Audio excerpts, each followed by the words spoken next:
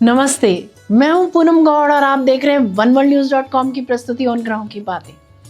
आज के प्रोग्राम में बताऊंगी आज का पंचांग, हर राशि का राशिफल, कहानी, किस्से में द्वादशी तिथि का महत्व बताऊंगी और आखिर तक मेरे साथ जुड़े रहिएगा। जिनका जन्मदिन है उनका वर्षफल बताऊंगी और साथ में साल भर के उपाय भी। शुरू करते हैं आज के पंचांग से। आज गुरुवार 15 जनवरी 2026 है। माघ का महीना चल रहा है। कृष्ण पक्ष की द्वादशी तिथि रहेगी रात्रि 8:16 तक और उसके बाद में त्रयोदशी। ज्येष्ठा नक्षत्र रहेगा 16 जनवरी प्रातः 5:47 तक और उसके बाद में मूल। वृद्धि योग रहेगा रात्रि 8:38 तक और उसके बाद में ध्रुव योग। 1.5 घंटे के लिए राहु काल रहेगा दोपहर 1:30 बजे से 3 बजे तक। दिशा शूल रहेगा दक्षिण। आज मट्टू पोंगल है, माघ बिहू है। आज कहानी किस्से में द्वादशी तिथि का महत्व सुनाऊंगी। बात करते हैं राशिफल की। मैं यहाँ बता देती हूँ कि मैं राशिफल चंद्र राशि से या नाम अक्षर से बताती हूँ। शुरू करते हैं मेष राशि से। सुबह का समय मीटिंग, बातचीत, प्लानिंग के लिए अनुकूल है। किसी वरिष्ठ या सलाहकार से मिली बात आगे काम आएगी। खान पान पर का ध्यान रखें। रोग बढ़ जाने की स्थिति में डॉक्टर को कंसल्ट अवश्य करें। दोपहर में करियर में कोई निर्णायक कदम उठा सकते हैं। क्रोध और जल्दबाजी से बचें, तभी सम्मान मिलेगा। वृषभ राशि। सुबह आर्थिक मामलों में स्पष्टता आएगी। बजट, निवेश या भुगतान से जुड़े फैसले सही दिशा में होंगे। कम बोलना हितकर रहेगा। दोपहर बाद परिवार, प्रतिष्ठा या संपत्ति से जुड़ा विषय सामने आ सकता है। वाणी में संयम रखें, नहीं तो बात बिगड़ सकती है। मिथुन राशि की बात करते हैं। दोपहर 12 बजे तक आप बेहद प्रभावशाली रहेंगे। आपकी बात सुनी जाएगी और लिखित अथवा बौद्धिक कार्य सफल होंगे। दोपहर बाद अहंकार से दूरी बनाए रखें। हर बात सिद्ध करने की जिद नुकसान दे सकती है। अनुभवियों की सलाह मानना लाभकारी रहेगा। कर्क राशि। सुबह भावनात्मक उतार चढ़ाव संभव है, इसके लिए निर्णय टालना बेहतर रहेगा। कोई चीजें मिल सकती हैं। दोपहर बाद मघा के प्रभाव से आत्मविश्वास बढ़ेगा। परिवार या करियर से जुड़ा कोई ठोस निर्णय ले सकते हैं। पुराने डर टूटेंगे। सिंह राशि। सुबह थोड़ी थकान या असमंजस रह सकता है। दोस्तों के साथ समय अच्छा बीतेगा। कमीशन चेक मिल सकता है, लेकिन दोपहर बाद आपके लिए बेहद शक्तिशाली समय रहेगा। सम्मान, अधिकार और नेतृत्व शक्ति से भरपूर रहेंगे आप। बॉस, सरकार या पिता से जुड़े मामलों में लाभ होगा। कन्या राशि। सुबह विश्लेषण, रिसर्च और योजना में सफलता मिलेगी। प्रमोशन के योग बनेंगे। टैलेंटेड लोगों से मेल मुलाकात हो सकती है। दोपहर बाद एकांत में सोचने का समय बेहतर है। अनावश्यक बहस से बचें। अंदरूनी तैयारी भविष्य में बड़ा लाभ देगी। तुला राशि। सुबह मित्रों, नेटवर्क और सोशल कॉन्ट्रैक्ट से सहयोग मिलेगा। लेखन के क्षेत्र के लोगों के लिए दिन अच्छा जाएगा। ट्रांसफर ऑर्डर मिल सकता है।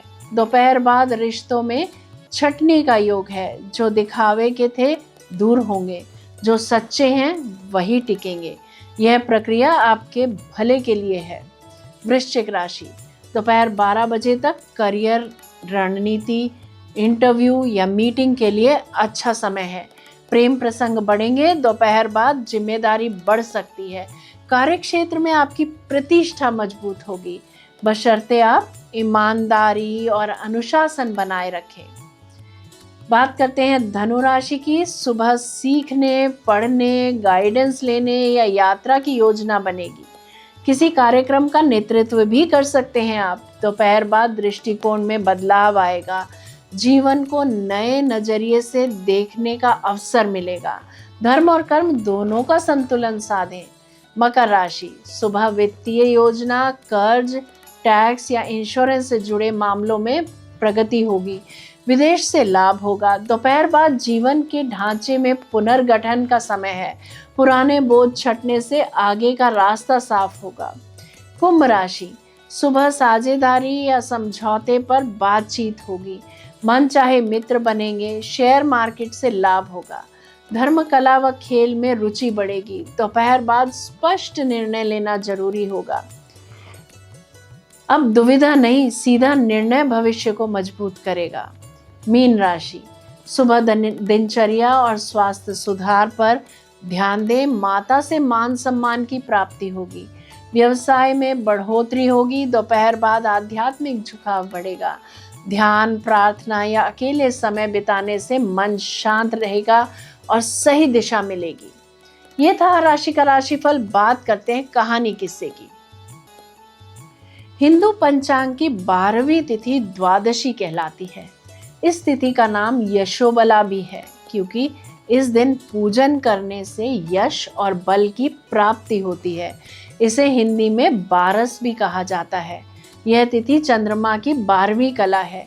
इस कला में अमृत का पान पितृगण करते हैं। द्वादशी तिथि का निर्माण शुक्ल पक्ष में तब होता है जब सूर्य और चंद्रमा का अंतर 133 डिग्री से 144 डिग्री अंश तक का होता है। वहीं कृष्ण पक्ष में द्वादशी तिथि का निर्माण सूर्य और चंद्रमा का अंतर 313 से 324 डिग्री अंश तक का होता है। द्वादशी तिथि के स्वामी भगवान विष्णु को माना गया है। इस तिथि में जन्मे जातकों को श्रीहरि की पूजा अवश्य करनी चाहिए।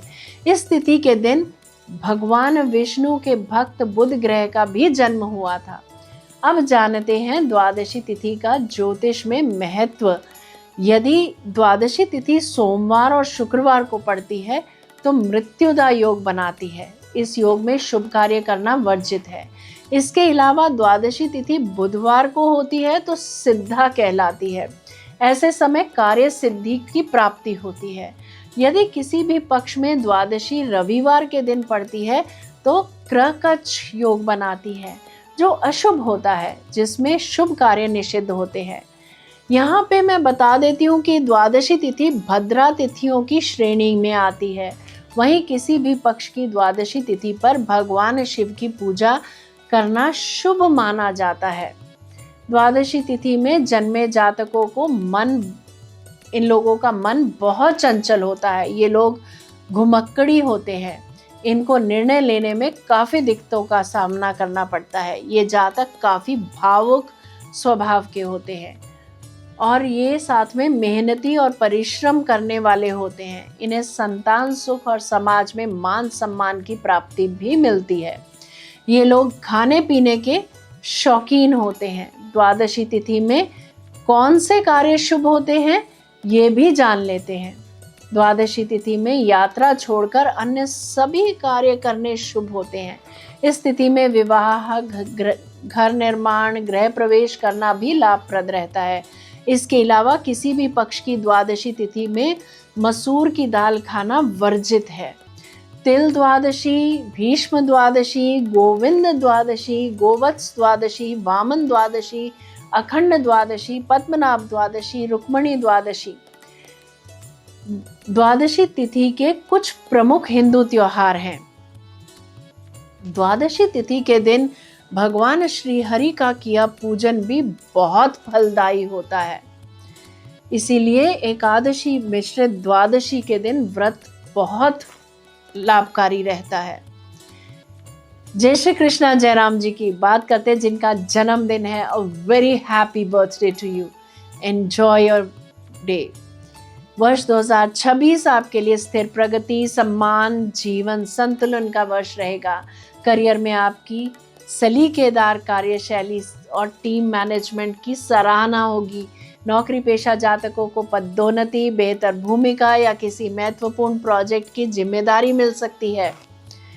व्यवसायियों के लिए यह वर्ष ब्रांड वैल्यू, क्लाइंट रिलेशन और योजनाबद्ध विस्तार का संकेत देता है। खासतौर पर वर्ष के मध्य के बाद लाभ बढ़ेगा। आर्थिक स्थिति संतुलित रहेगी। आय में धीरे धीरे वृद्धि होगी। खर्च पर नियंत्रण और दीर्घकालीन निवेश लाभकारी रहेंगे। पारिवारिक और प्रेम जीवन में मधुरता बढ़ेगी। अविवाहित जातकों के लिए परिपक्व और सम्मानजनक संबंध के योग हैं। स्वास्थ्य सामान्य रहेगा, पर शुगर, हार्मोनल इम्बैलेंस, त्वचा और थकान पर थोड़ा ध्यान दें। साल भर के उपाय बता देते हैं। हर शुक्रवार सफ़ेद वस्त्र पहने या मोतियों की माला पहने। दूध, चावल, सफ़ेद मिठाई का दान करें, खासतौर पे छोटी बच्चियों को। ओम शुभ शुक्राय नमः मंत्र का 108 बार जप करें। कला, सेवा या सौंदर्य से जुड़े सकारात्मक कार्यों में समय दें। मीठा सीमित रखें। नियमित योग व्यायाम अपनाएं।